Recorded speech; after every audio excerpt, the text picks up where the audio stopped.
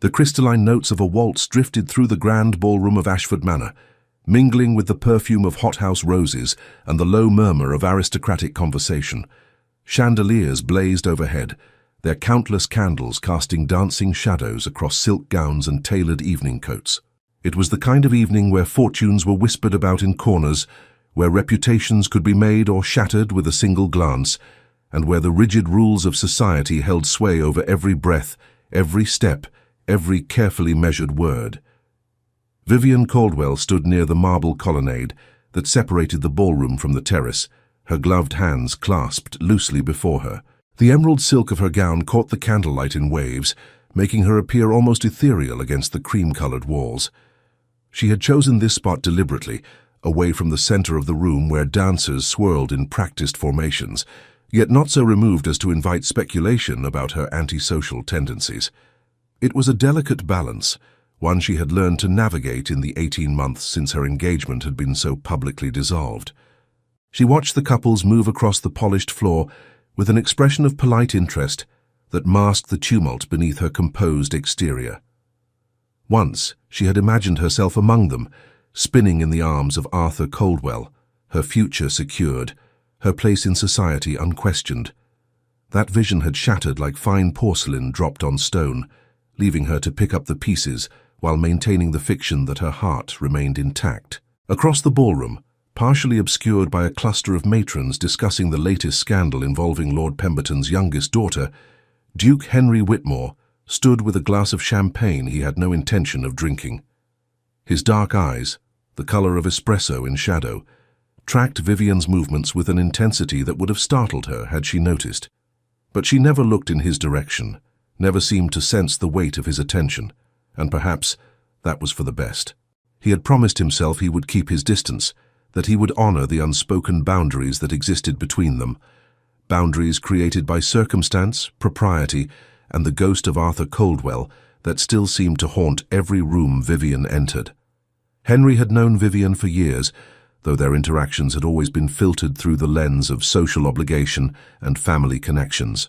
His sister Charlotte was Vivian's closest friend, a relationship that had provided him with more opportunities to observe her than perhaps was wise.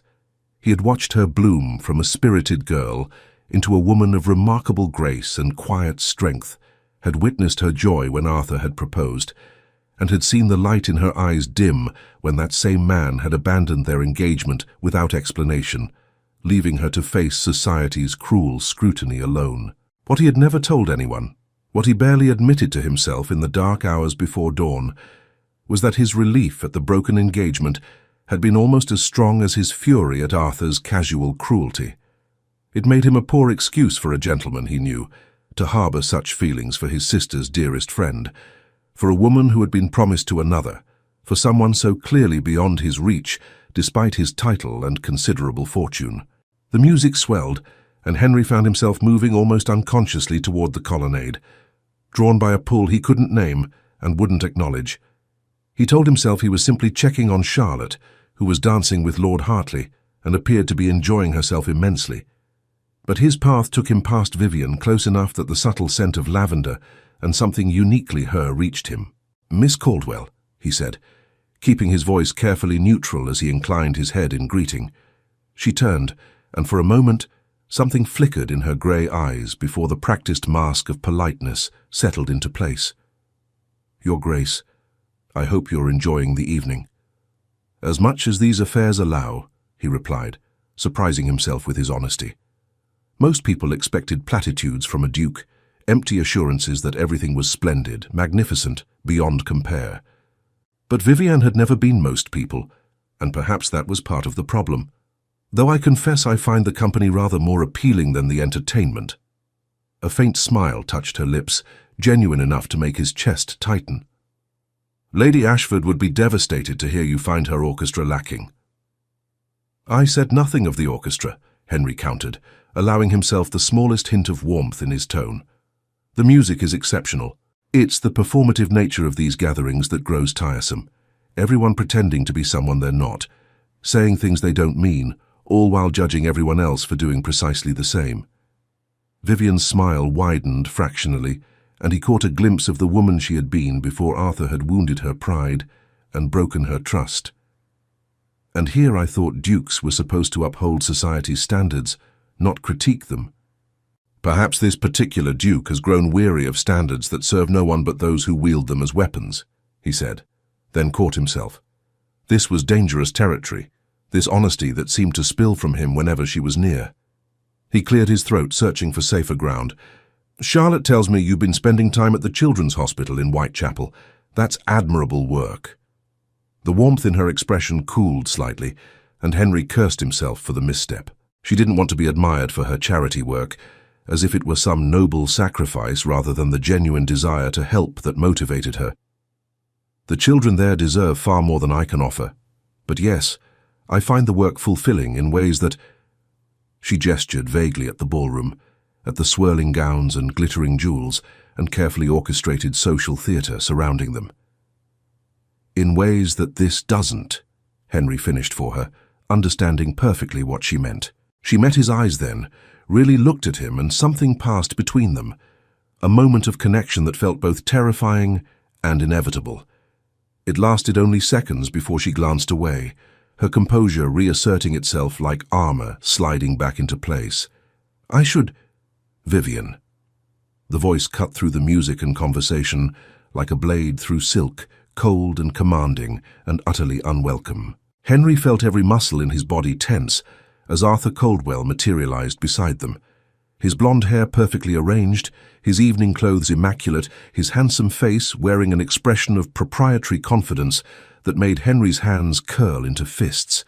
Vivian had gone completely still, her face draining of color before flushing with what Henry recognized as anger, carefully suppressed beneath years of training in proper deportment. "Mr. Coldwell," she said, her voice admirably steady, "I wasn't aware you had been invited this evening." "Lady Ashford and my mother are old friends," Arthur replied with a dismissive wave of his hand, as if his presence required no further explanation. His gaze flicked to Henry, assessment and something like challenge in his blue eyes. "Your Grace, I trust you won't mind if I steal Miss Caldwell for a dance. We have much to discuss." "I'm afraid I'm not dancing this evening," Vivian said quickly, too quickly, betraying the anxiety that Henry could see building in the tension of her shoulders, the way her gloved fingers had begun to twist together. Arthur's smile never wavered, but something ugly flickered beneath its polished surface. "Nonsense. You love to dance. Remember how we used to—" "That was a long time ago," Vivian interrupted, her voice gaining strength. "And things have changed considerably since then." "Have they?" Arthur stepped closer, invading the careful distance she had maintained. "I've been thinking a great deal about our past, about the mistake I made in letting you go. Perhaps we might—" "No." The single word was quiet but absolute, and Henry felt a surge of pride at her refusal, even as he watched Arthur's expression harden. "You're being unreasonable," Arthur said, his tone shifting from cajoling to condescending in a heartbeat. "People are watching. Surely you don't want to cause a scene?" It was a threat thinly veiled as concern, an attempt to use society's expectations as leverage, and Henry felt his already tenuous control over his temper begin to fray. But before he could intervene, Arthur reached out and grasped Vivian's arm, his fingers closing around the delicate silk of her sleeve with a possessiveness that made Henry's vision narrow to a pinpoint of fury. "Come now," Arthur said, already beginning to pull her toward the dance floor. "One dance won't hurt anything." Vivian resisted, trying to extract her arm from his grip without making an obvious scene, but Arthur's hold only tightened. Henry saw the flash of genuine fear in her eyes, the way her breath quickened, and something inside him that had been carefully contained for far too long finally broke free. He moved without conscious thought, closing the distance between them in 3 swift strides, his hand clamping down on Arthur's shoulder with enough force to make the younger man stumble. "Take your hands off that lady, sir," Henry said, his voice low and deadly calm, the kind of quiet that preceded storms. The music didn't stop, but nearby conversations faltered as heads began to turn. Arthur released Vivian's arm, spinning to face Henry with outrage coloring his features. "This is none of your concern, Whitmore. You laid hands on a woman who clearly did not wish to be touched, Henry replied, each word precisely enunciated, controlled fury evident in every syllable. That makes it everyone's concern, but particularly mine. Arthur's jaw clenched, his hands balling into fists at his sides. She's being dramatic. We were engaged, for God's sake.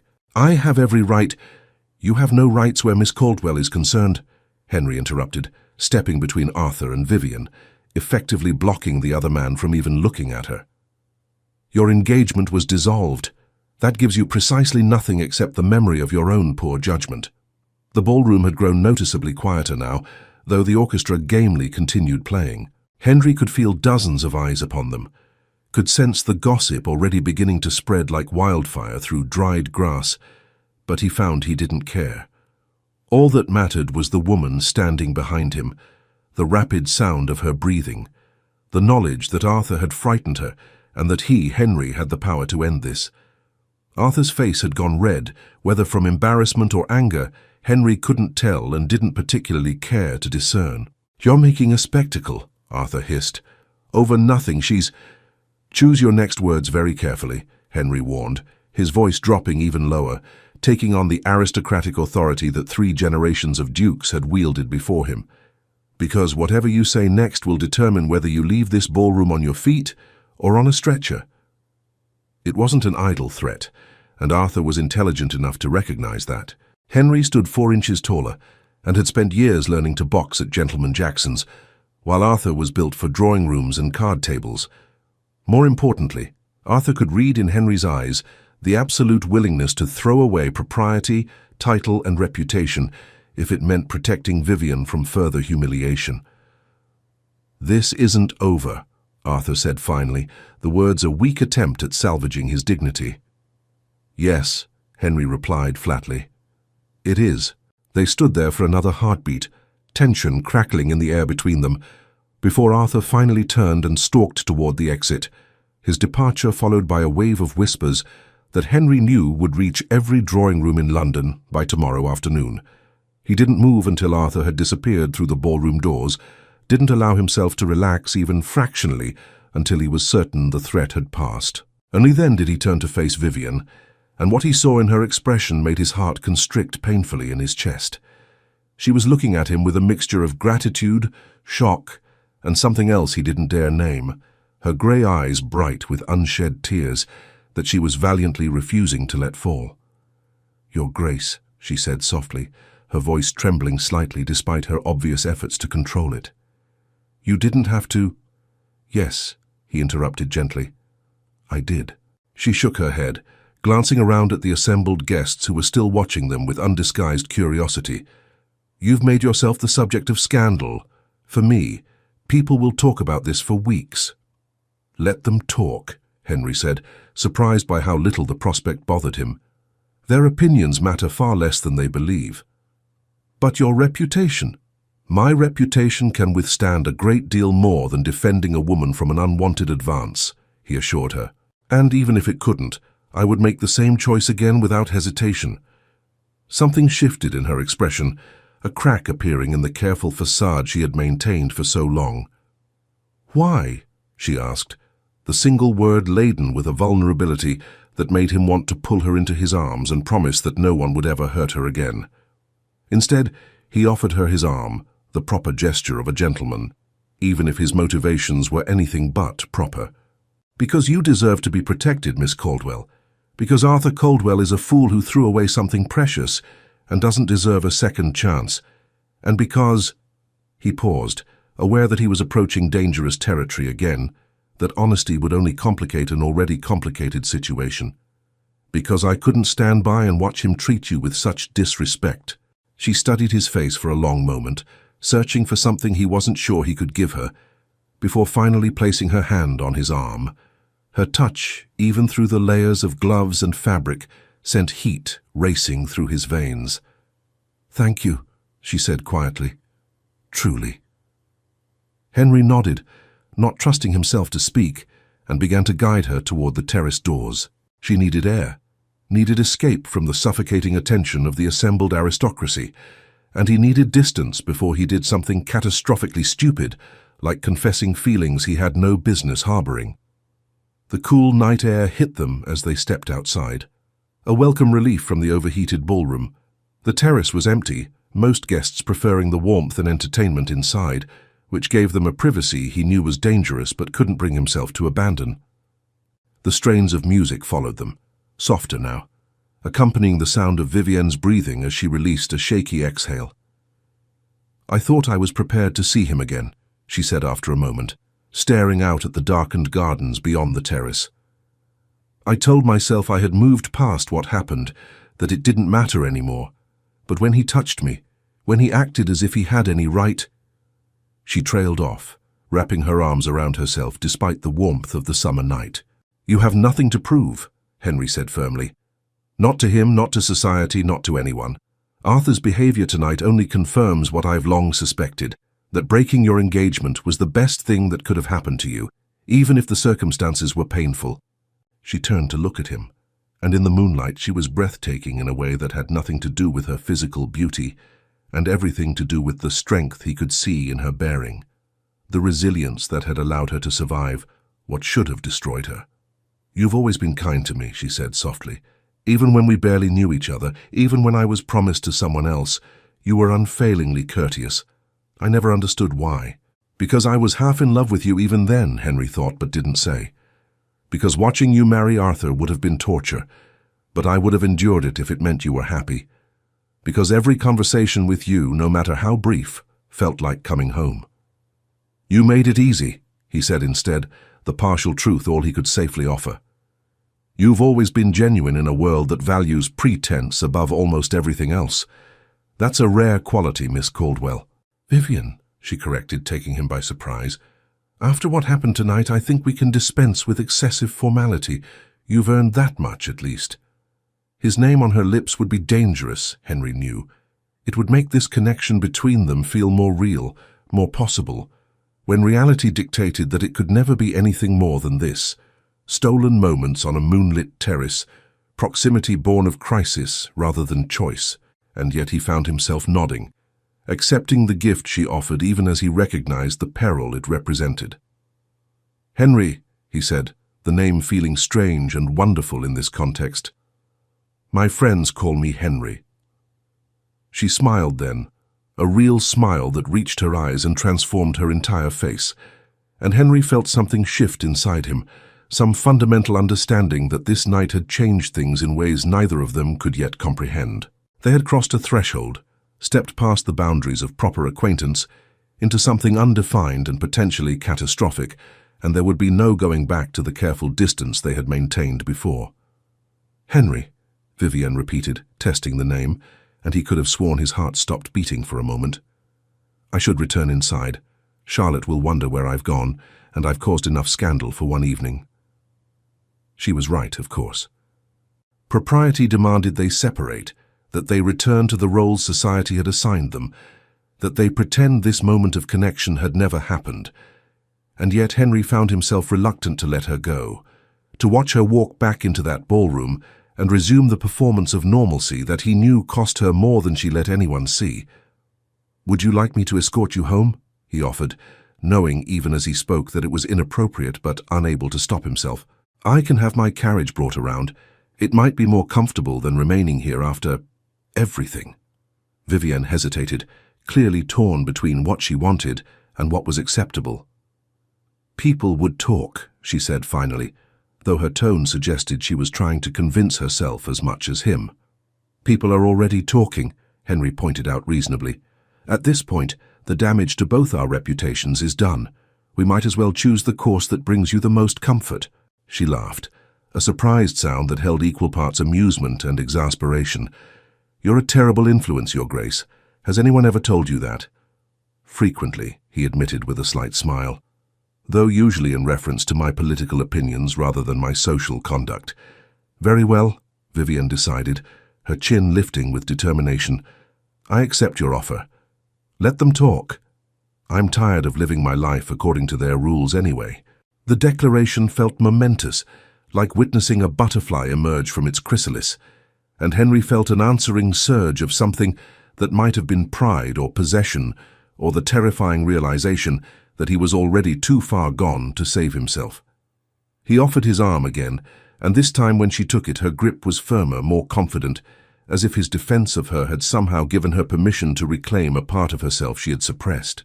They re-entered the ballroom together, and Henry felt the weight of every gaze that landed on them, felt the speculation and judgment, and barely concealed curiosity. He kept his expression neutral, aristocratic indifference perfected over years of public scrutiny, even as he remained acutely aware of Vivian beside him, her head held high despite the obvious discomfort she must be feeling. Charlotte intercepted them near the entrance, her blue eyes wide with concern and barely suppressed excitement.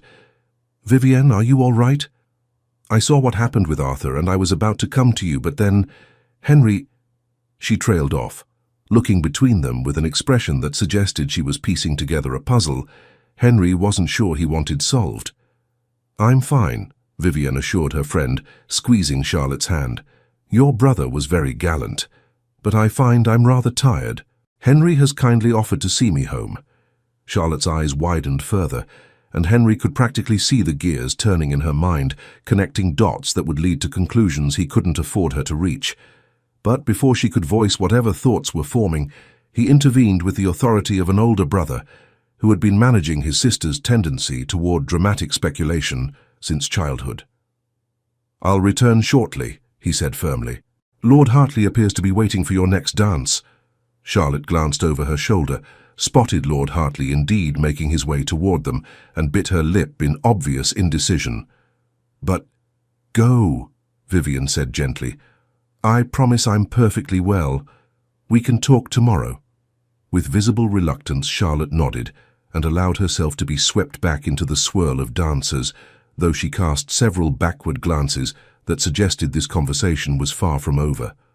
Henry made a mental note to prepare for his sister's inevitable interrogation, though what he would tell her, he had no idea. The truth was complicated, dangerous, and entirely unsuitable for sharing. The ride to Vivian's townhouse was accomplished in relative silence, both of them seemingly content to avoid discussing the evening's events until they had the privacy to process what had happened. Henry's carriage was comfortable, well-appointed, and entirely too intimate for the proximity in which they found themselves. He could hear every breath she took, could sense the residual tension in her posture, could feel the weight of unspoken words hanging between them like morning mist. When the carriage finally stopped before her home, a modest but elegant townhouse in Mayfair that she shared with her widowed aunt, Henry descended first and offered his hand to help her down. Their fingers touched, and even through the gloves he felt the connection like a spark of electricity, that same impossible pull that had drawn him to her for longer than he cared to admit. "Thank you," Vivian said as they stood on her front steps, the gas lamps casting golden light across her features. "For everything, for defending me, for seeing me home, for—" She paused, searching for words. "For treating me like I still matter." The statement cut through him like a blade, revealing the depth of damage Arthur's abandonment had inflicted. "You matter," Henry said intensely, unable to stop himself from reaching up to cup her cheek, his thumb brushing across her skin with a tenderness that belied every rule of proper conduct. "You have always mattered, more than you know." She leaned into his touch, her eyes closing briefly, and in that moment, Henry understood with terrible clarity that he was lost. Whatever had existed between them before tonight, whatever careful balance he had maintained, had shattered as completely as Vivian's engagement. There would be no returning to polite distance, no pretending that his feelings were merely fraternal concern or aristocratic courtesy. When she opened her eyes again, they were luminous with unshed tears and something that looked dangerously like hope. "Henry," she whispered, his name a question and a plea all at once. He should step back, should make some excuse and retreat to the safety of his carriage before he did something irreversible. Instead, he found himself leaning closer, drawn by a gravity he couldn't resist, until his forehead rested against hers and their breath mingled in the space between them. "This is madness," he said softly, even as his hand slid from her cheek to cradle the back of her neck, his fingers tangling in the soft curls that had escaped her elaborate coiffure. "I know," she agreed, but she didn't pull away, didn't retreat to safety. Everything about tonight has been madness. If we continue down this path, Henry warned, needing her to understand what she was inviting, there will be no going back. Society will never forgive it. Your reputation has already been ruined once, Vivian interrupted, a note of defiance entering her voice. I survived that. I can survive this too if... She trailed off, uncertainty creeping into her expression. Unless you're regretting your actions. Unless this is simply misplaced chivalry or pity. Pity, Henry repeated, something between a laugh and a groan escaping him. God, Vivian, do you truly not see? Have you no idea what you do to me?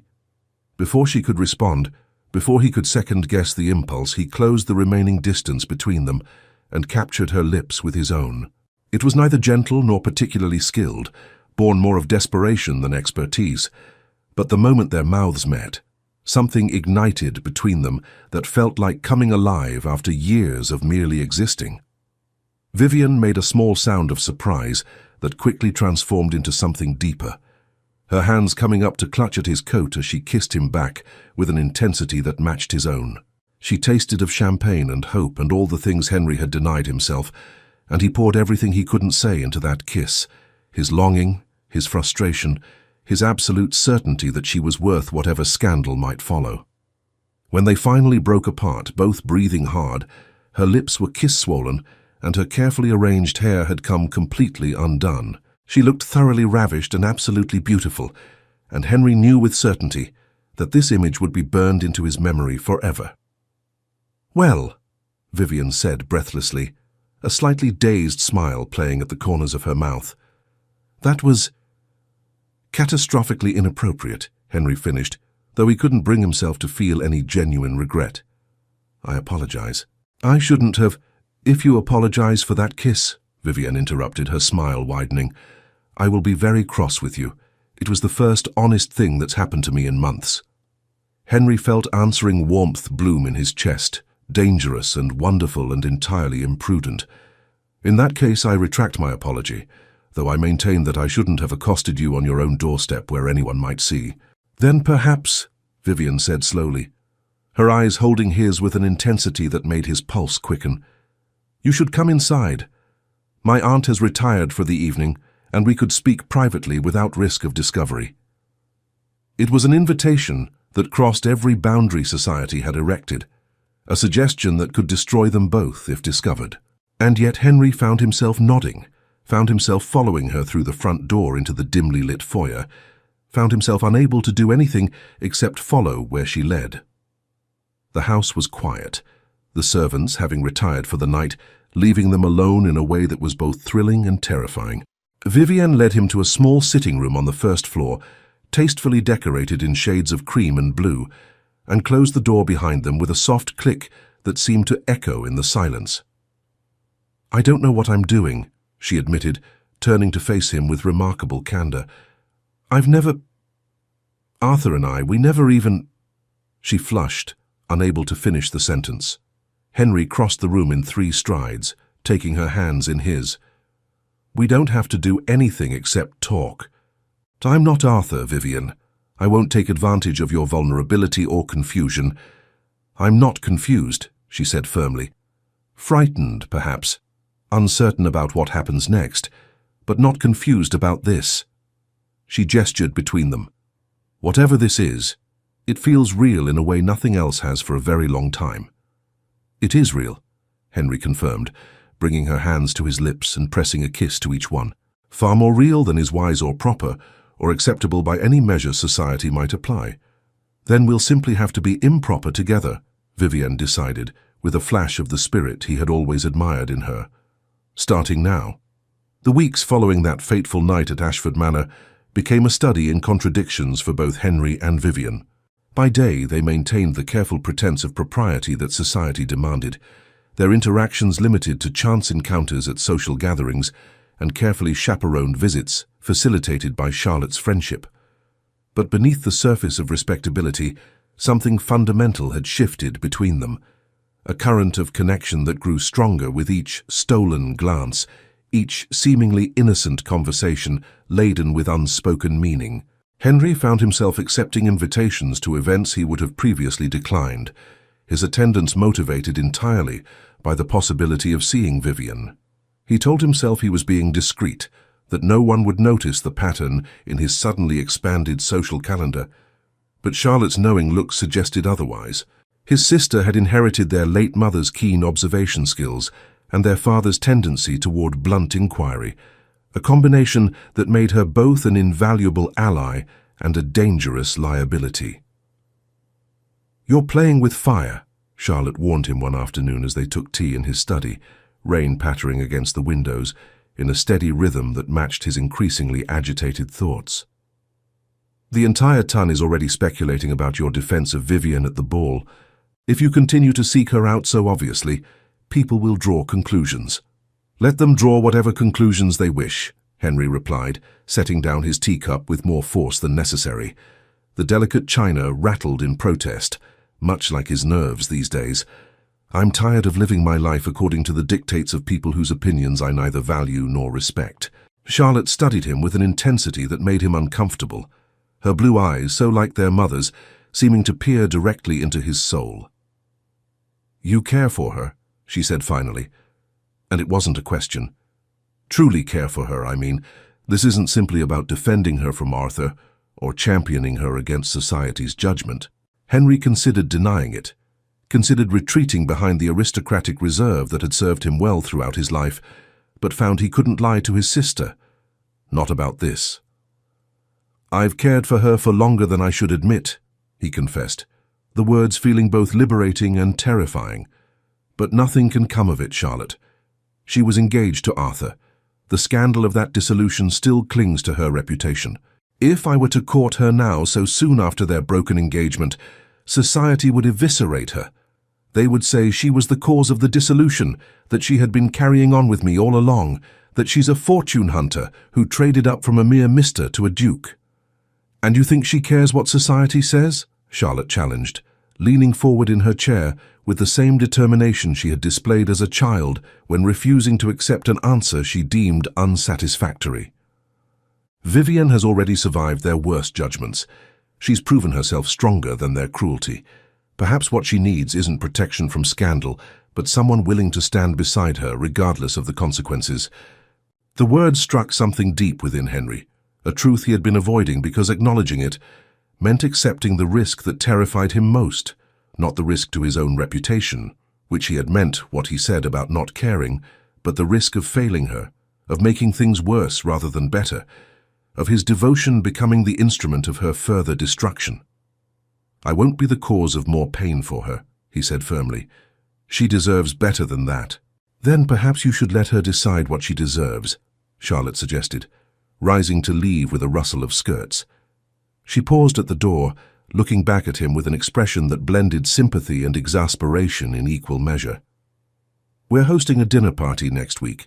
Vivian will be there along with Lord and Lady Pemberton, the Hartleys, and a few others. It will be intimate enough for actual conversation, but public enough to maintain appearances. Use the opportunity wisely, Henry.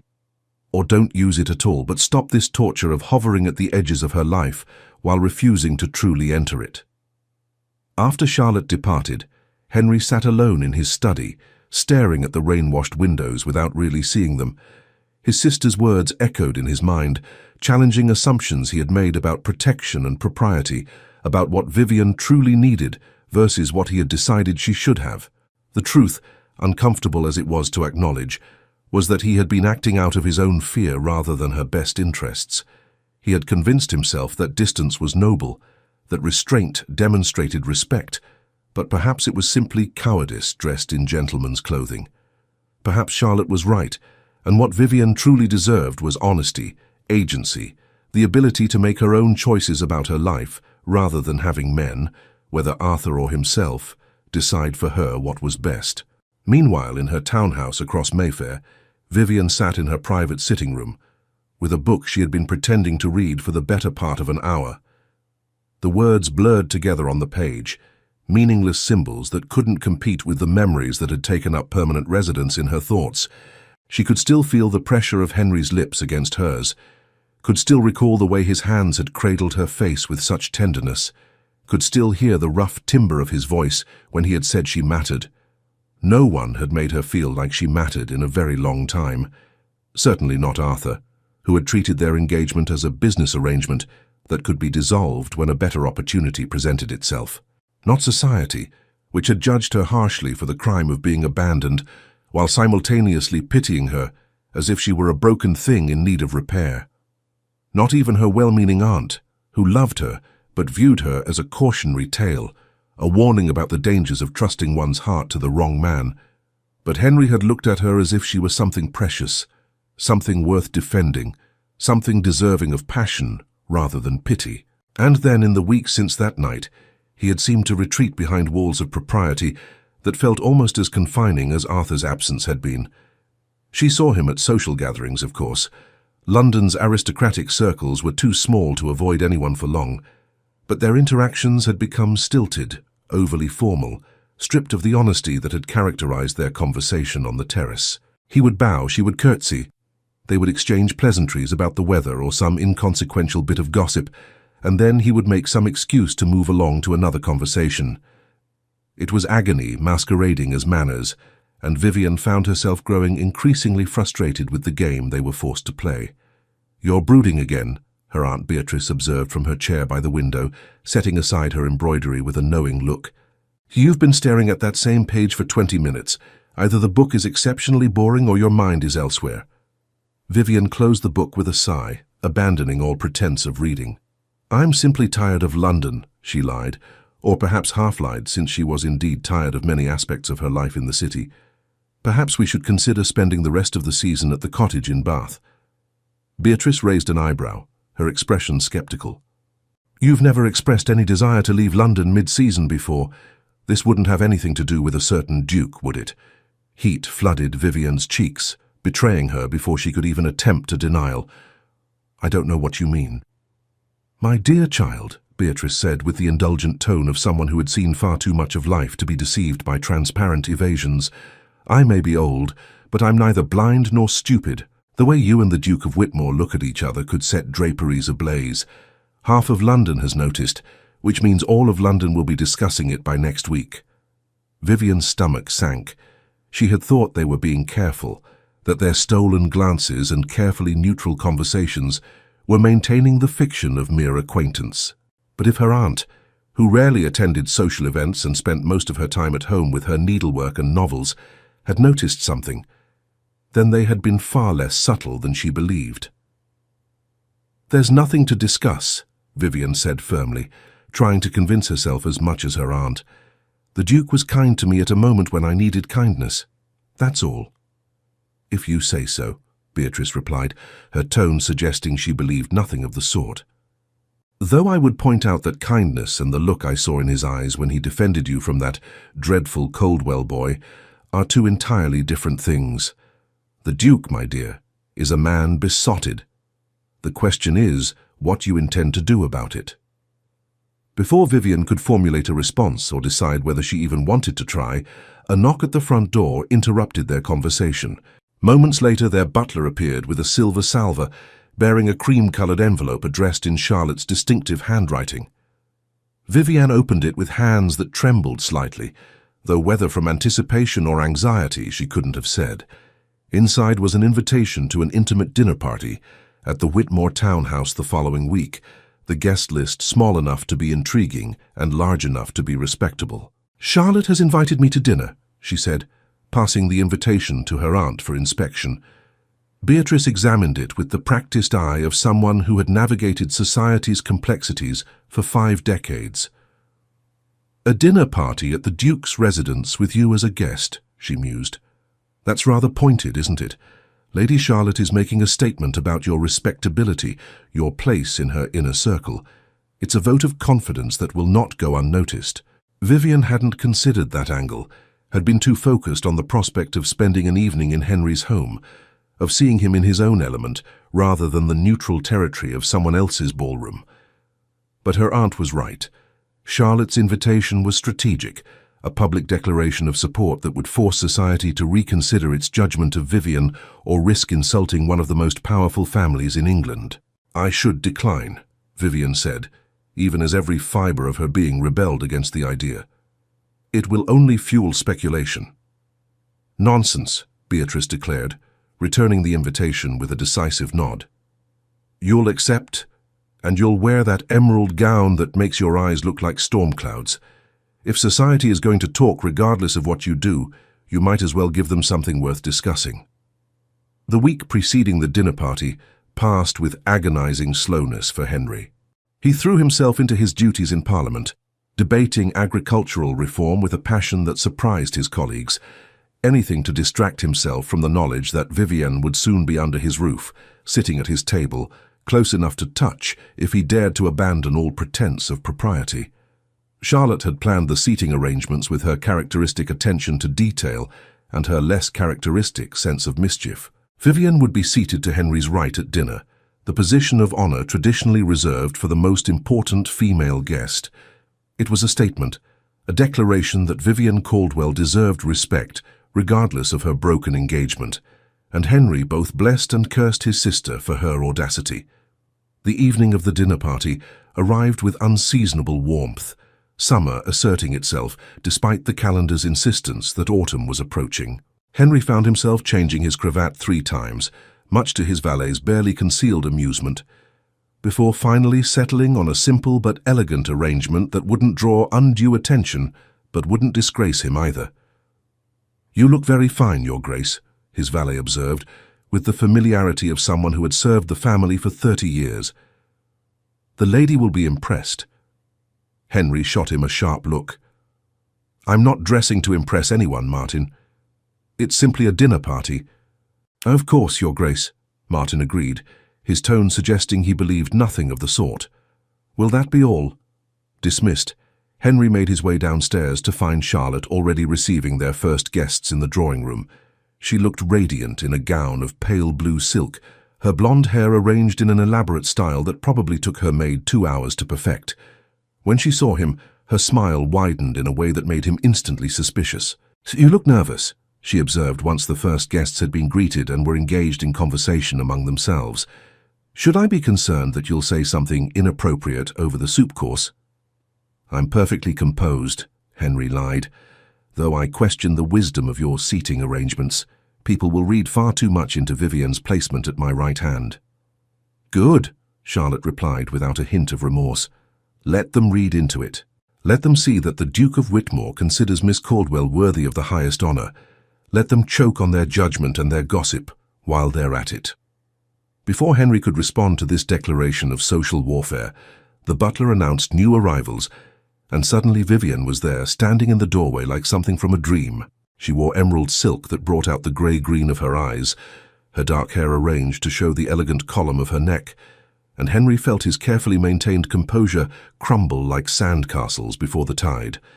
Their eyes met across the room, and the noise of conversation seemed to fade into insignificance.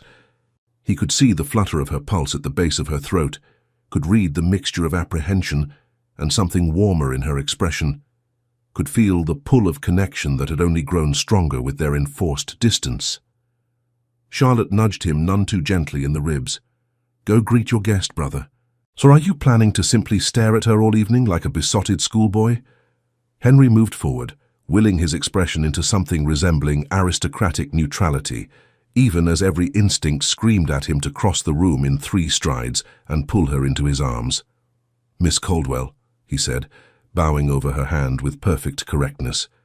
"Welcome to my home." "Your Grace," she replied. And was it his imagination, or did her voice carry the faintest tremor? "Thank you for having me. Your home is beautiful."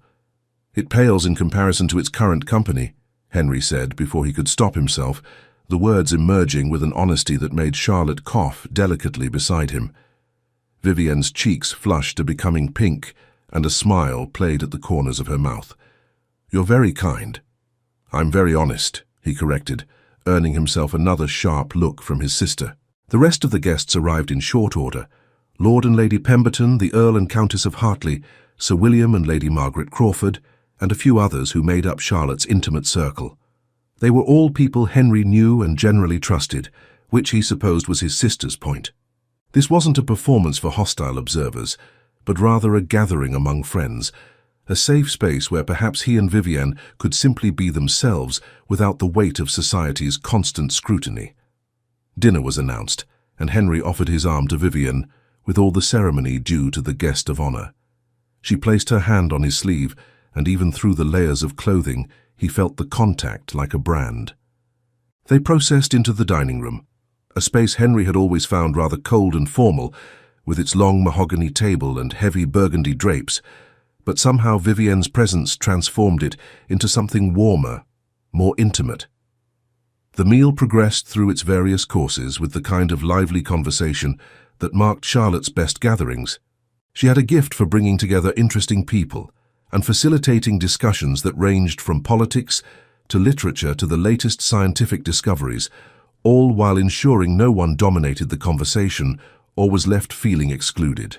Henry found himself engaged in a debate with Lord Pemberton about the proposed railway expansion, while simultaneously aware of every breath Vivienne took beside him, every small movement, every word she contributed to her conversation with Lady Hartley about the children's hospital where she volunteered.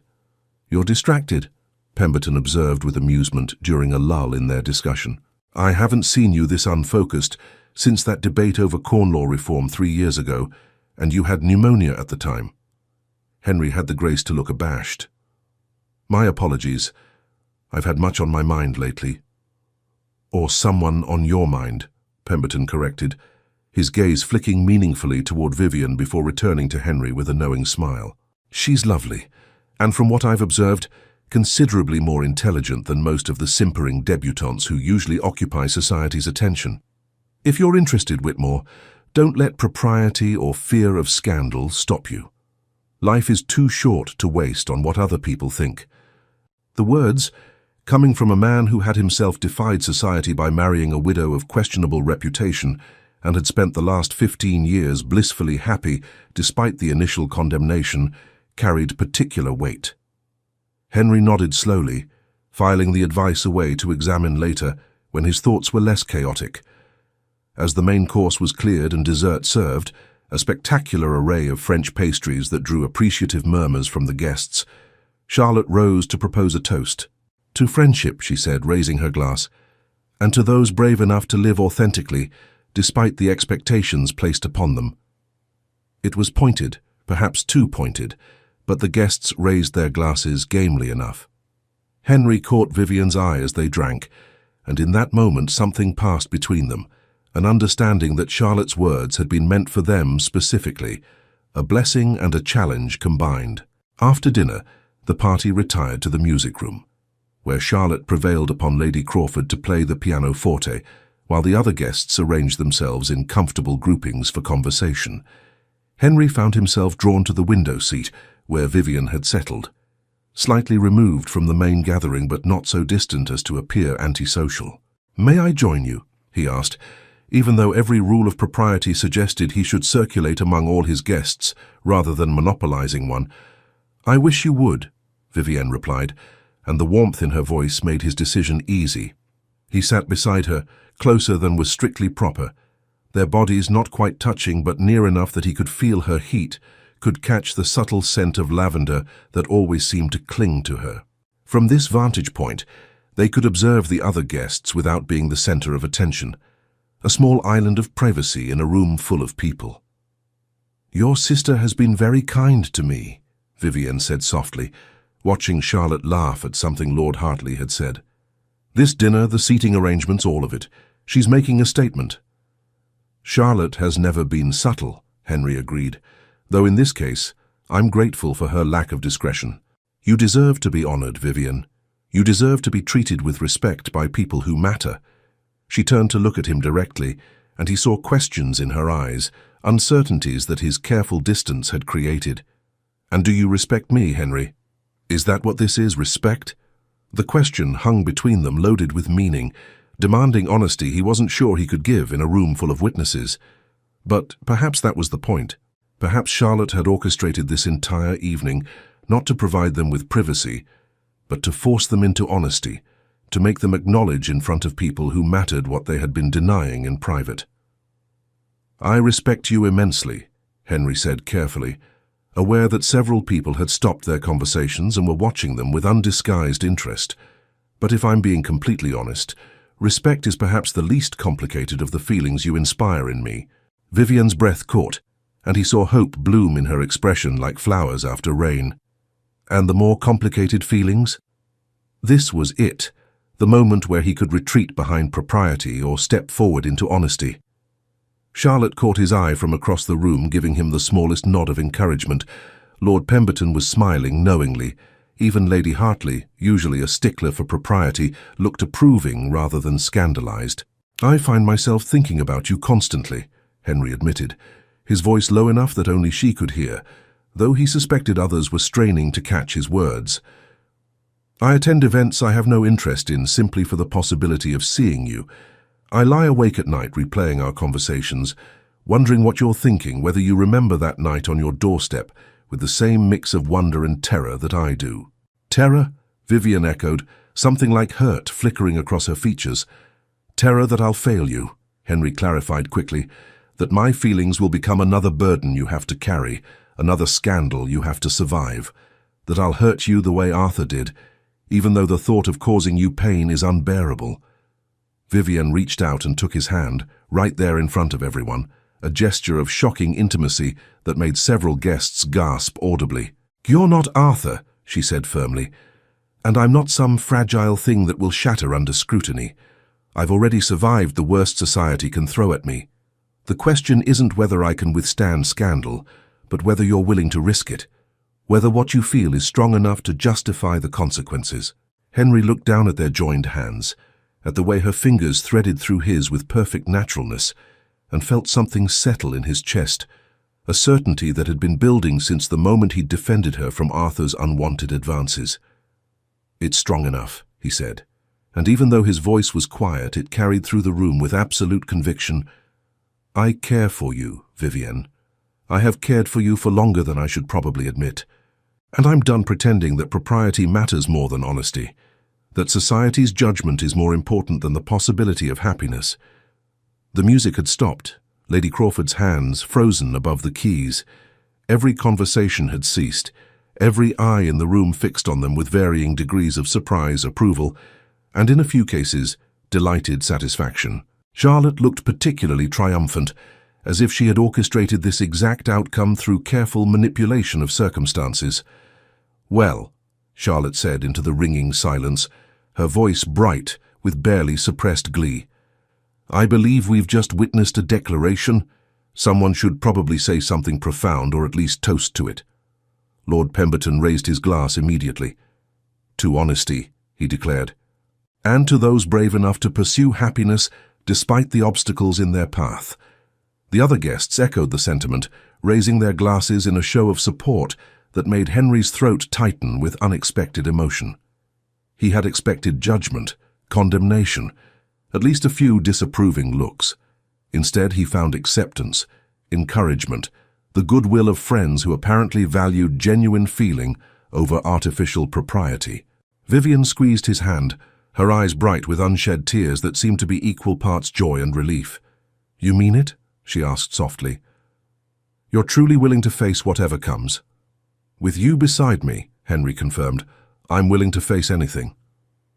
The rest of the evening passed in a blur of congratulations and well wishes, of Charlotte looking insufferably smug, of their guests departing with promises to support them against any who might criticize their courtship. By the time the last carriage had departed, and only Charlotte, Vivian, and Henry remained in the now quiet drawing room, Henry felt simultaneously exhausted and more alive than he had in years. "I should go," Vivian said reluctantly, though she made no move to actually leave. "My aunt will worry." "I'll escort you home," Henry offered immediately. "It's late and I won't have you traveling alone." Charlotte yawned dramatically, though her eyes sparkled with mischief. "I'm completely exhausted from playing hostess. I believe I'll retire immediately and won't notice at all if my brother's return is somewhat delayed. Good night, Vivian. Henry." She swept from the room before either of them could respond, leaving them alone in a way that was technically improper but felt inevitable. Henry stood and offered his hand to help Vivian rise, and when she placed her palm against his, He couldn't resist bringing it to his lips for a kiss that lingered longer than strictly appropriate. "Your sister is incorrigible," Vivian observed, but she was smiling. "My sister is brilliant," Henry corrected, "though I'll deny saying so if you ever tell her." The carriage ride to Vivian's townhouse was different from that first night after the ball. Then, they had been tentative, uncertain, afraid to name what existed between them. Now, with his public declaration still ringing in the air, they sat close together on the bench seat, his arm around her shoulders, her head resting against his chest in a position that felt both natural and absolutely right. "What happens now?" Vivian asked, as the carriage rumbled through London's gas-lit streets.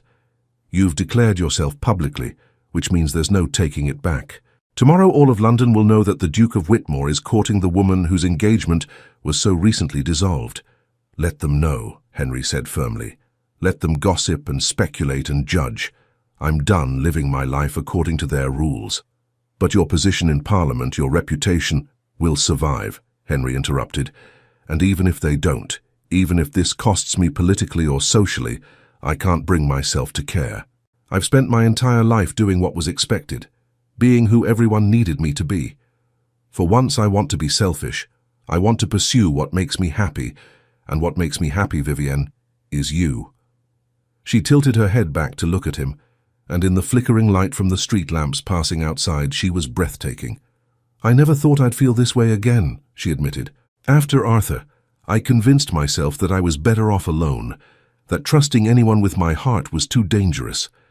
And then you defended me at that ball, and something inside me that I thought had died started to wake up again." "I'm glad," Henry said, cupping her face in his hands. "Because I intend to spend however long you'll let me proving that you were right to trust again, that not all men are Arthur Coldwell, that some of us recognize precious things when we find them and fight to keep them." "However long I'll let you," Vivian echoed, a smile playing at the corners of her mouth. "Henry, I think you're rather stuck with me now. After tonight's very public declaration, you can't possibly back out without looking like a complete cad." "Then it's fortunate," Henry murmured, leaning closer, "that I have no intention of backing out." He kissed her again, slower this time, savoring rather than claiming.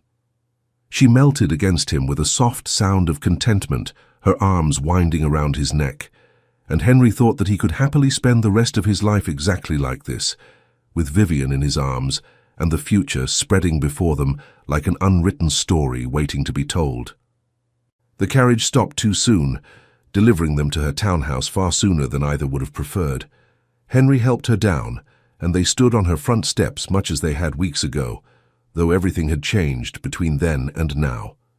"Come calling tomorrow," Vivienne said, not a question but a command. "In the afternoon, with flowers. Let's do this properly, with all the courtship rituals society demands." "Even though we've rather done things backwards?" Henry asked with amusement. "Especially because we've done things backwards," Vivienne replied. "I want those rituals, Henry. I want the flowers and the calls and the carefully chaperoned walks in the park. I want everything Arthur never gave me because he viewed our engagement as a business arrangement rather than a romance." "Then you shall have it all," Henry promised. "Though I warn you, I'm quite terrible at poetry.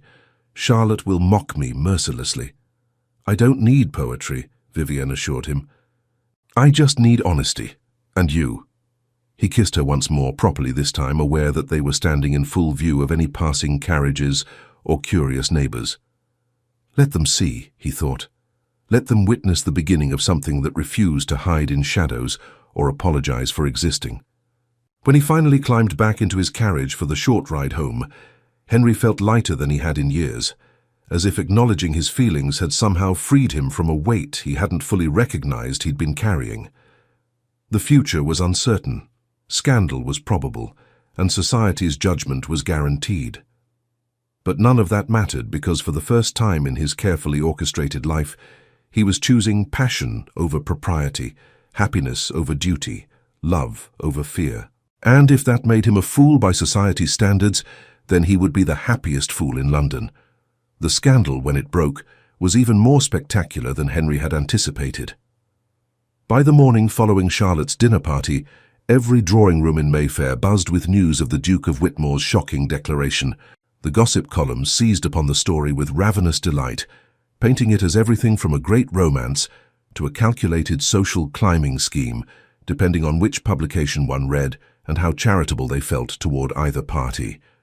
Henry discovered the extent of the furor when his secretary arrived at breakfast with an armful of newspapers and invitations, his expression hovering somewhere between concern and barely suppressed panic. "Your Grace," Mr. Pemberton said, no relation to Lord Pemberton, though the coincidence had provided amusement over the years. "I'm afraid the Morning Post has been rather overwhelming." Henry set down his coffee and accepted the stack of correspondence with resignation. The top invitation was from Lady Ashford, requesting his presence at her next soirée with a postscript that heavily implied his attendance without Miss Caldwell would be considered a grave insult. The second was from the Dowager Duchess of Somerset, one of society's most formidable arbiters of taste, expressing her approval of his choice and offering Vivienne her patronage. The third was from Lord Ashworth, suggesting they discuss Henry's continued involvement in the Agricultural Reform Committee, given his recent preoccupations with personal matters. "Ah," Henry said mildly, setting the letters aside. "So it begins. There's also this," his secretary added reluctantly, producing a newspaper folded to display a particularly vicious gossip column. Henry scanned the text, his jaw tightening as he read the barely veiled accusations that Vivienne had been carrying on with him during her engagement to Arthur, that the broken engagement had been her fault, that she had manipulated circumstances to trade a mere gentleman for a duke. The lies were creative, he'd give them that, but they were still lies, and reading them made his blood boil with protective fury. Vivienne would see these same papers, would read these same accusations, and the thought of her facing this venom alone was intolerable. "Have my horse saddled," Henry commanded, rising from the table. "I'm going out." "Your Grace, you have meetings this morning." "Cancel them," Henry interrupted, already heading for the door. "Or reschedule them. I don't particularly care which. Right now there's somewhere far more important I need to be." 20 minutes later, he was knocking on Vivienne's door with enough force to suggest urgency without quite crossing into alarm. The butler who answered looked relieved to see him, which Henry took as a bad sign. He was shown immediately to the morning room, where he found Vivienne seated by the window with what appeared to be every scandal sheet in London spread across the table before her. She looked up at his entrance, and Henry's heart clenched at the sight of her. She was still in her dressing gown, her hair loose around her shoulders in a way that was both improper and absolutely enchanting, and her eyes were red-rimmed as if she'd been crying, though her expression was more angry than devastated. "Have you seen these?" she demanded, gesturing at the newspapers with a hand that trembled slightly. "They're calling me a social climber, a manipulator, a woman of questionable morals who broke her own engagement to pursue a duke. One of them actually suggested I should be barred from polite society for my calculated assault on propriety." Henry crossed the room and pulled her into his arms without hesitation. Scandal and propriety be damned. She resisted for perhaps half a second before melting against him, her fingers clutching at his coat, as if he were the only solid thing in a world that had suddenly tilted sideways. "They're lies," he said firmly, one hand stroking her hair in what he hoped was a comforting gesture. "Vicious, cowardly lies written by people who wouldn't recognize genuine feeling if it struck them in the face.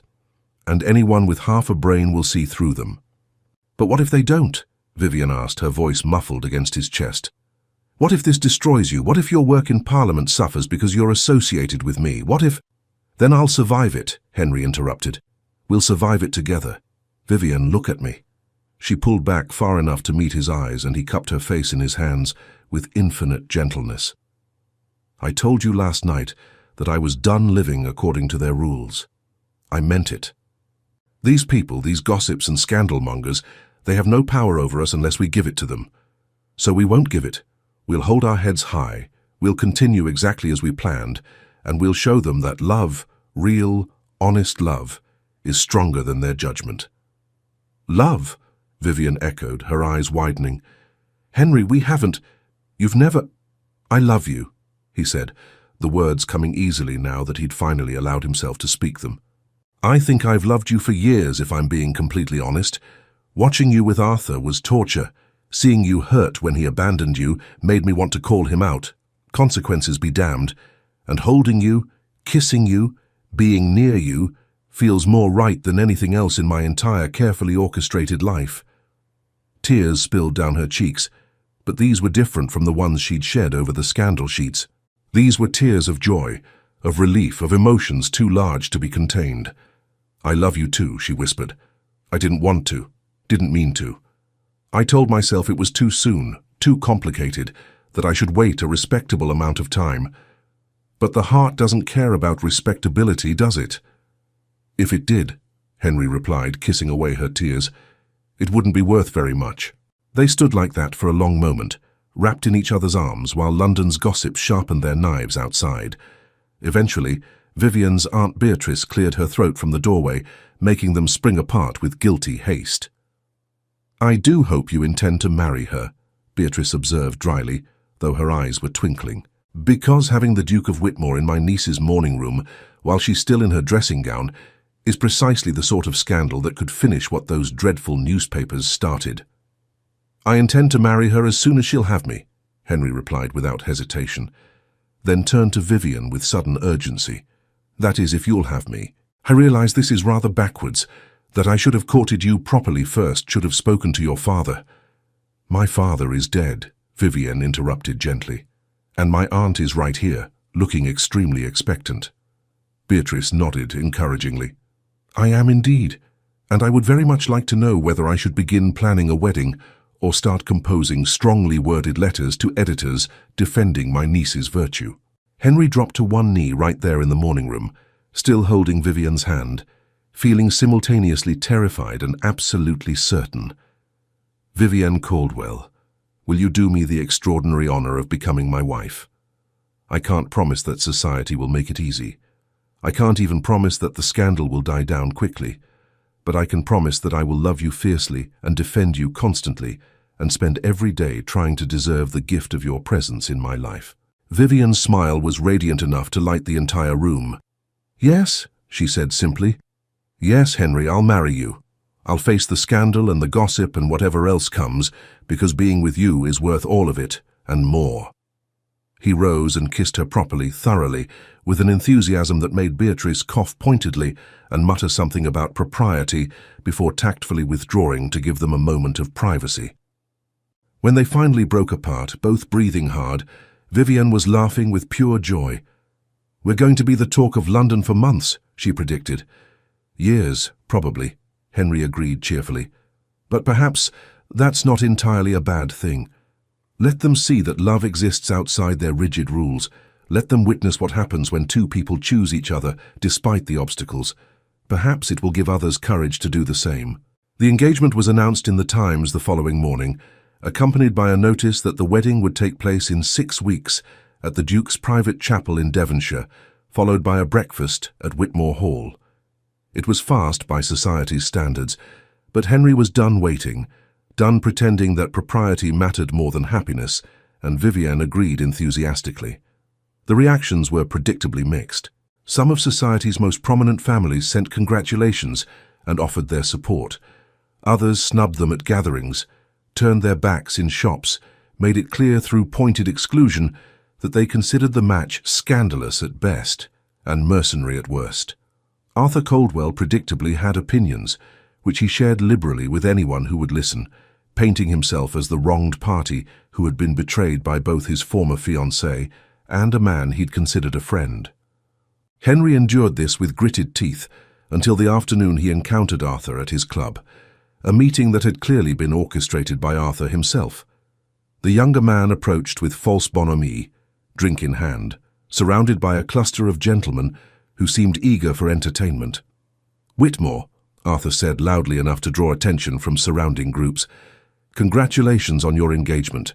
I do hope Vivian proves more faithful to you than she was to me.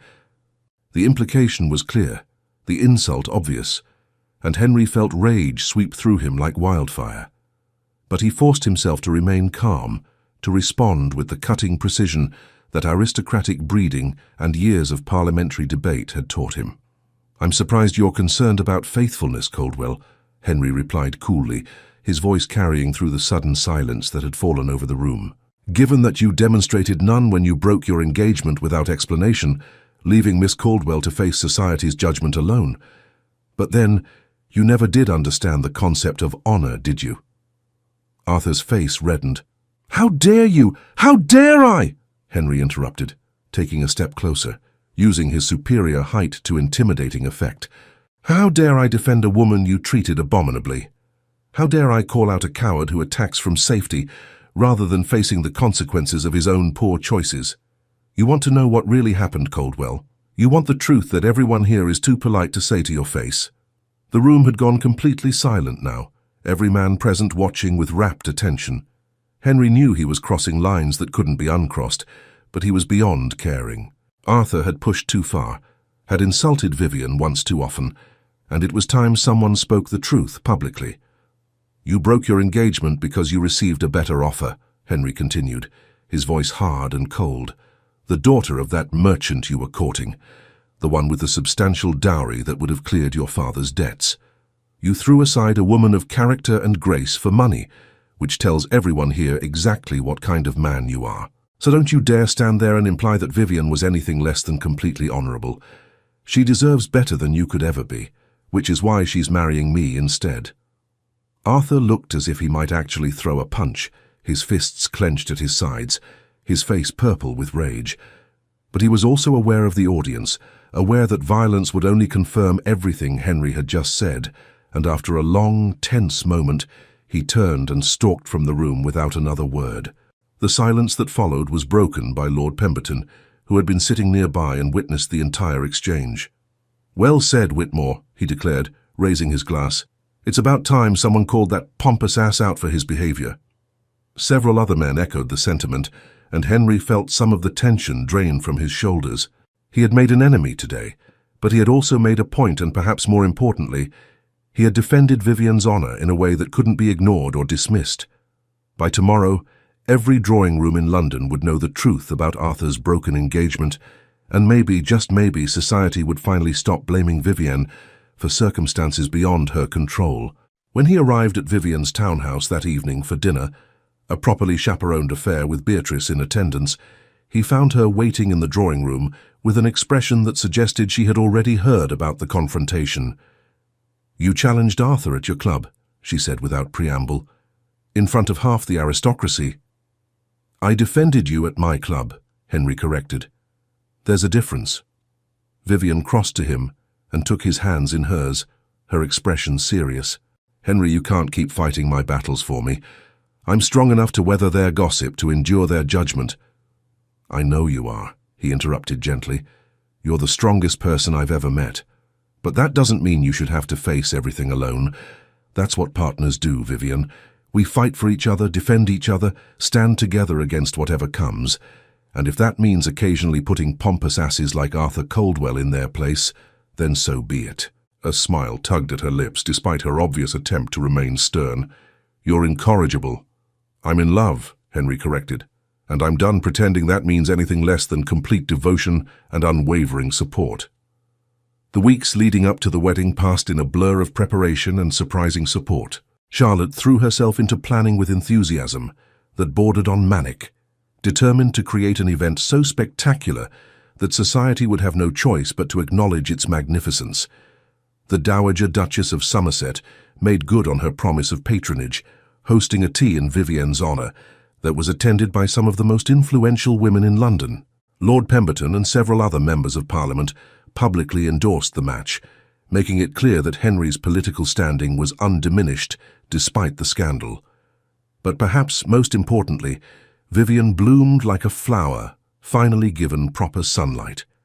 The sadness that had clung to her since Arthur's betrayal gradually lifted, replaced by a joy that made her luminous. She laughed more freely, spoke more boldly, carried herself with a confidence that came from being genuinely valued rather than merely tolerated. Henry found himself falling more deeply in love with each passing day, discovering new facets of her personality that delighted and surprised him. She was wickedly funny when she relaxed her guard, could debate philosophy and politics with impressive knowledge, and had strong opinions about everything from agricultural reform to the proper way to arrange roses. She was also passionate in ways that made him grateful for Beatrice's vigilant chaperoning, because the temptation to abandon propriety entirely grew stronger every time they were alone. The wedding day arrived with perfect weather, as if nature itself was blessing their union. The private chapel at Whitmore Hall was small, intimate, decorated with thousands of white roses that filled the air with their scent. The guest list included only those people who truly mattered: Charlotte and her growing attachment to Lord Hartley, whom Henry suspected would be next to make a romantic declaration; Lord and Lady Pemberton, the Dowager Duchess, Beatrice, dabbing at her eyes with a handkerchief, and a handful of other friends who had supported them through the scandal. Henry stood at the altar, watching Vivian process down the aisle on Beatrice's arm, and he had to blink back tears at the sight of her. She wore ivory silk that shimmered in the candlelight, her dark hair crowned with orange blossoms, and her smile was radiant with happiness so pure it almost hurt to witness. This woman, this remarkable, resilient, absolutely extraordinary woman, had chosen him, had agreed to bind her life to his despite the obstacles, despite the scandal, despite every reason society had given her to refuse. The ceremony itself passed in a haze of emotion. He heard himself make his vows, heard Vivian's clear voice responding with her own, felt the cool metal of the ring as he slid it onto her finger. And then the priest was declaring them husband and wife, and Henry was kissing her with more enthusiasm than was probably appropriate in church, but couldn't bring himself to care because she was his, finally and irrevocably his. The breakfast that followed was everything Charlotte had promised: spectacular food, flowing champagne, toasts that ranged from sentimental to hilarious. Lord Pemberton stood and recounted the story of their courtship with embellishments that made both Henry and Vivian laugh. The Dowager Duchess proclaimed them her favourite couple of the season and predicted their marriage would be one of legendary happiness. Charlotte, slightly tearful and definitely tipsy, announced that she had known from the beginning they were perfect for each other and demanded credit for orchestrating their declaration at her dinner party. But eventually the breakfast ended, the guests departed, and Henry and Vivian were finally blessedly alone in the carriage that would take them to Whitmore Hall for their wedding night. The moment the door closed behind them, he pulled her into his lap with more urgency than grace, and she came willingly, laughing against his mouth as he kissed her with all the pent-up passion of their carefully chaperoned courtship. "We're married," she said wonderingly when they broke apart for air. "Actually married. Sometimes I still can't believe this is real." "It's real," Henry assured her, trailing kisses down her neck in a way that made her shiver. "You're my wife, my Duchess, mine." "Yours," she agreed, threading her fingers through his hair. "As you are mine, Your Grace." "Just Henry," he corrected. "Always just Henry when we're alone." Whitmore Hall had been prepared for their arrival with a level of romantic attention that Henry suspected was entirely Charlotte's doing. Their private suite was filled with candles and roses, champagne chilling in a silver bucket, the bed turned down invitingly. It was beautiful and intimate, and almost overwhelming in its implications of what came next. Vivienne seemed to sense his sudden nervousness because she took his hand and squeezed gently. "We don't have to rush anything," she said softly. "We have the rest of our lives." "I want to rush everything," Henry admitted with raw honesty. "I've waited so long to have you like this, to be able to touch you without restraint, to show you with more than words how much you mean to me. But I'm also terrified of disappointing you, of not being what you need." She reached up and cupped his face in her hands, her grey-green eyes serious and full of love. "You could never disappoint me, Henry. You've already given me more than I ever thought I'd have. Respect, passion, partnership, a love that doesn't ask me to diminish myself to fit someone else's expectations. Whatever happens tonight, however clumsy or awkward we might be, we'll figure it out together." And they did figure it out together with laughter and tenderness and gradually increasing confidence as the night wore on. Henry discovered that Vivian was passionate and surprisingly bold once her nervousness faded, that she met him touch for touch, kiss for kiss, with an enthusiasm that made him feel like the most fortunate man alive. And when they finally lay tangled together in the aftermath, her head on his chest and his arms wrapped around her. Henry thought that perhaps this was what happiness truly meant. Not the absence of difficulty or scandal or challenge, but the presence of someone who made facing all of it worthwhile. The weeks and months that followed established new rhythms in their life together. They divided their time between London and Whitmore Hall, Henry attending to his parliamentary duties, while Vivienne threw herself into charitable work with renewed energy. Together, they became known as a formidable political partnership, with Vivienne's insights on social reform complementing Henry's work on agricultural policy. The scandal that had accompanied their courtship gradually faded, replaced by respect for their obvious devotion and the good they accomplished together. Arthur Coldwell eventually married his merchant's daughter in a wedding that was lavish but oddly joyless, according to those who attended. He and Henry never spoke again, their enmity settling into cold distance rather than hot conflict.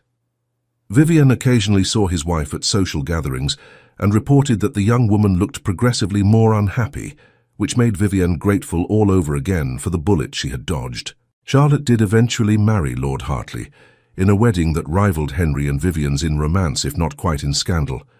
She claimed credit for Henry's happiness at every possible opportunity and extracted promises that they would name their first daughter after her, which both Henry and Vivienne agreed to with amusement and genuine affection. On their first anniversary, Henry woke to find Vivienne already awake beside him, propped on one elbow and watching him with an expression of such contentment that it made his chest tight with emotion. "Good morning, husband," she said softly, trailing her fingers along his jaw. "Good morning, wife," he replied, catching her hand and kissing her palm. "What are you thinking about so seriously?" "About how different my life is from what I imagined a year ago," she admitted. "When Arthur broke our engagement, I thought my chance at happiness was over. I thought I'd spend the rest of my life as a cautionary tale, a woman to be pitied rather than envied. And then you defended me at that ball, and everything changed." "Everything changed for me too," Henry said, pulling her closer until she was nestled against his chest. "I had convinced myself that duty was enough, that I could be content with a life of careful propriety and emotional distance. And then you happened, and suddenly nothing was enough except you. Do you regret it?"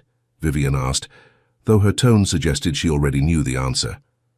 "The scandal, the gossip, the way people still whisper about us sometimes."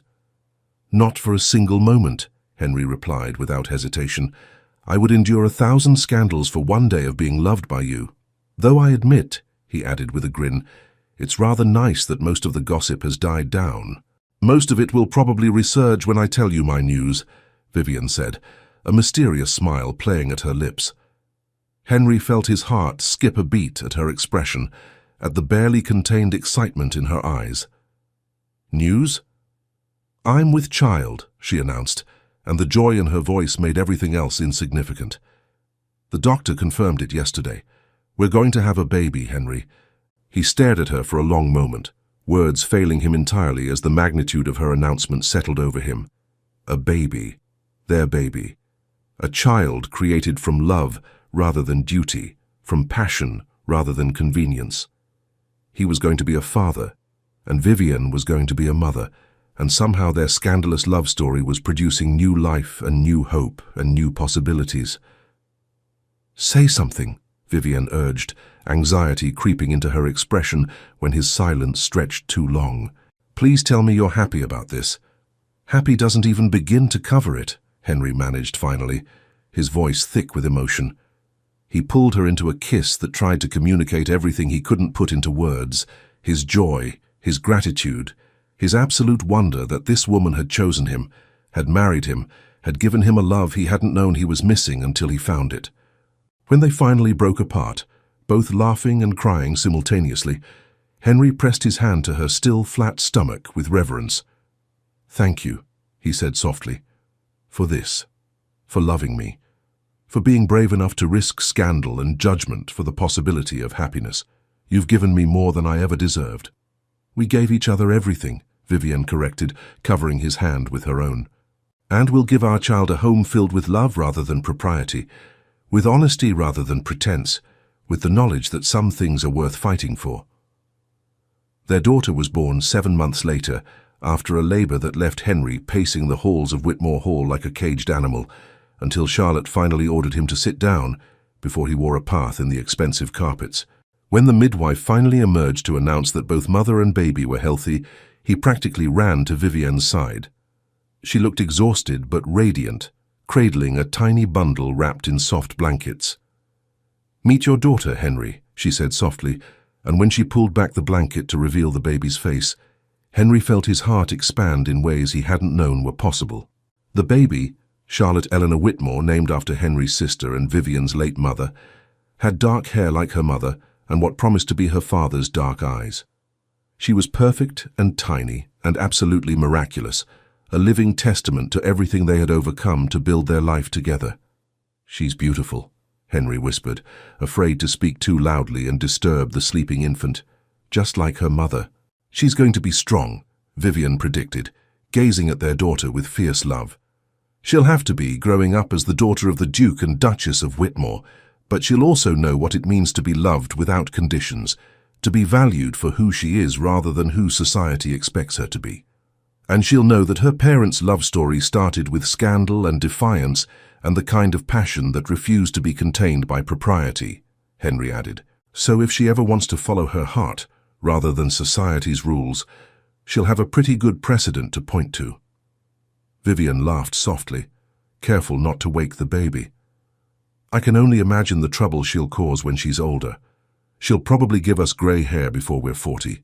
I can't wait," Henry replied honestly, and he meant it. Whatever challenges lay ahead, whatever scandals their daughter might create, whatever storms they would face together, he knew with absolute certainty that they would weather them as they had weathered everything else, with love, with partnership, with the understanding that some things were worth any price. The christening of Charlotte Eleanor Whitmore was attended by everyone who mattered in their world. Lord and Lady Pemberton, the Dowager Duchess who had become an honorary grandmother, Charlotte and Lord Hartley with their own announcement of an impending arrival, and dozens of others who had supported them through scandal and celebration alike. Even some who had initially condemned their match appeared, drawn by curiosity or genuine change of heart, or simply the social power that the Duke and Duchess of Whitmore now wielded. Arthur Coldwell was notably absent, though his name came up briefly when Charlotte mentioned seeing his wife at a shop, looking thin and unhappy. "I heard he's deeply in debt again," she reported with something that wasn't quite satisfaction, but wasn't far from it either. Turns out that merchant dowry wasn't enough to sustain his spending habits. But apparently divorce is out of the question, so they're stuck making each other miserable. "I'm grateful every day that I escaped that fate," Vivienne said quietly, holding her daughter close. "Even the scandal was worth it to avoid a lifetime of that kind of unhappiness." "The scandal made you interesting," the Dowager Duchess declared from her seat by the window. "Proper marriages are dreadfully boring. Give me a love story with obstacles and passion any day. Makes for much better conversation at tea." As the sun set over Whitmore Hall that evening, Henry stood at the window of the nursery, watching Vivienne rock their daughter to sleep. The scene was so perfectly domestic, so achingly beautiful, that he had to commit it to memory. The golden light painting them both in warm tones, the soft melody Vivienne hummed, the complete peace on her face as she gazed at their child. This was what mattered, he thought. Not titles or propriety or society's approval, but moments like these, love like this, family like this. Everything else was just noise, easily ignored when compared to the symphony of happiness they had created together. "Come to bed," Vivienne said softly once the baby was settled in her cradle. "Tomorrow will bring new challenges, new adventures, new opportunities to scandalize someone." Henry crossed to her and pulled her into his arms, grateful as always for her presence, her strength, her absolute refusal to be anything less than herself. "I love you," he said, the words as necessary as breathing. "Today, tomorrow, always." "Always," she agreed. And when she kissed him, it tasted like promise and hope, and the kind of forever that only exists when two people choose each other over and over again, regardless of the cost. Outside, London continued its endless cycle of gossip and scandal and judgment. But inside Whitmore Hall, in rooms filled with love and laughter, and the sound of a baby's contented sigh, none of that mattered at all. Because sometimes the greatest rebellion is simply choosing happiness. And sometimes the most radical act is loving someone so completely that society's rules pale in comparison to the truth of what you've built together.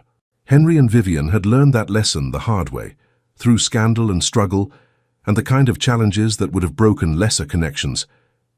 But they had emerged stronger, their love tempered by fire until it was unbreakable. And as they stood together watching their daughter sleep, surrounded by everything they had fought for and everything they had built, they knew with absolute certainty that every moment of struggle had been worth it. Because this love, this family, this life they had created in defiance of expectation, this was everything, and it was more than enough. Dear listeners, thank you so much for joining us on this journey through Henry and Vivian's love story. If you enjoyed hearing about their scandalous romance and triumphant happiness, we would be absolutely delighted if you could take just a moment to subscribe to our channel, Echoes of Romance. Your subscription helps us bring you more beautiful love stories that celebrate passion over propriety and happiness over duty. We'd also love to hear your thoughts in the comments below. Did Henry's declaration at the dinner party make your heart race? Were you rooting for them through the scandal? Do you have your own stories of choosing love over society's expectations? Share with us. We read every comment and cherish your engagement with these tales. And please, if this story touched your heart, give us a like and activate those notifications so you never miss when we share our next romantic adventure. Your support means the world to us and helps us continue creating content that celebrates love in all its forms. Until next time, may you always choose passion over propriety, and may your own love story be filled with the kind of devotion that defies convention. Thank you for being part of the Echoes of Romance family.